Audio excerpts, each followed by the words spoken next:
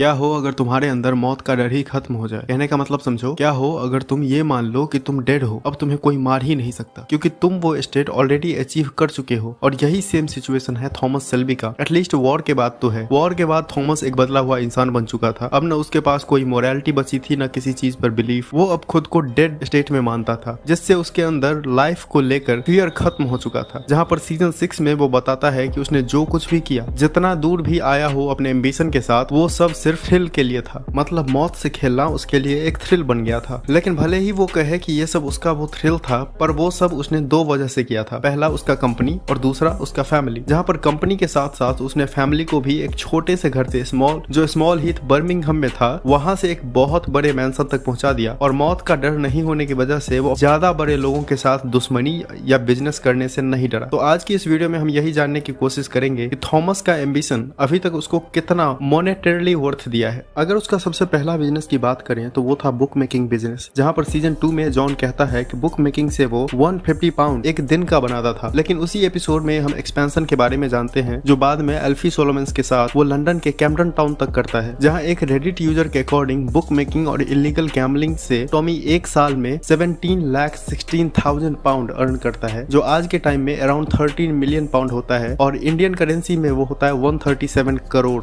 फिर बात आती है टॉमी के अदर इन्वेस्टमेंट्स, पब्स, क्लब्स और प्रोटेक्शन रैकेटियरिंग। जैसे टॉमी 6.8 मिलियन पाउंड्स अर्न करता था 1920 में, जो आज के टाइम में होता है 301 मिलियन पाउंड्स और इंडियन करेंसी में ये होता है 317 करोड़ के अराउंड। फिर सीजन 3 में हमें टॉमी का एक मैंसन दिखाया गया था, जो रियल लाइफ में चेशायर में एग्जिस्ट करता है और इस मैंसन का नाम अर्ली हॉल है, जिसका 1920 में एस्टिमेटेड प्राइस था 380,000 पाउंड और उसके हॉर्सेस और डेकोरेशंस को मिला दे तो आज के टाइम में 13 मिलियन पाउंड के अराउंड होगा और इंडियन करेंसी में 136 करोड़। टॉमी के पास बहुत सारे फैक्ट्रीज भी हैं और बहुत सारे लोगों को एम्प्लॉय भी करता है। 15 फैक्ट्रीज हैं जिसका एस्टिमेटेड वैल्यू एक फैक्ट्री का होगा 60,000 पाउंड और टोटल होगा 900,000 पाउंड 1920 में, जो कि आज के टाइम में होगा 40 मिलियन पाउंड और इंडियन करेंसी में होगा 421 करोड़। अगर डॉकिंग लाइसेंस की बात करें जो टॉमी के पास इंग्लैंड, कनाडा और यूनाइटेड स्टेट्स का है, 180,000 पाउंड के अराउंड होता था 1920 में और आज के टाइम में उसका एस्टिमेटेड वैल्यू है 8 मिलियन पाउंड और इंडियन करेंसी में 67 करोड़ के आसपास। और एरा का घर और लंदन के एसेट्स को इंक्लूड करें तो एसेट का वर्थ होगा 269 मिलियन और आज के टाइम में जिसका होगा 120,000 पाउंड, जो कि इक्विवेलेंट है 11 बिलियन का। और स्मॉल हीथ 225 बर्मिंघम के टेरेस हाउस का वर्थ होगा 269 मिलियन और आज के टाइम में उसका वर्थ होगा 120 मिलियन, जो कि इक्विवेलेंट होता है 136 करोड़ के। वैसे ये सारी कैलकुलेशन मेरे नहीं है, एक रेडिट यूजर पीकी ब्रोकर ने किया है, वही से मैंने ये डेटा लिया है। आप चाहें तो वहां से देख सकते, जिसका अगर टोटल एस्टिमेटेड वैल्यू अगर कैलकुलेट करें जो कि होता है 50 मिलियन पाउंड्स के अराउंड। खैर टॉमी एक फिक्शनल कैरेक्टर है और ये एस्टिमेटेड वैल्यू भी एक फिक्शनल ही है। तुम अपने ओपिनियंस कमेंट में बताओ और देखते रहना सिल्वर स्क्रीन।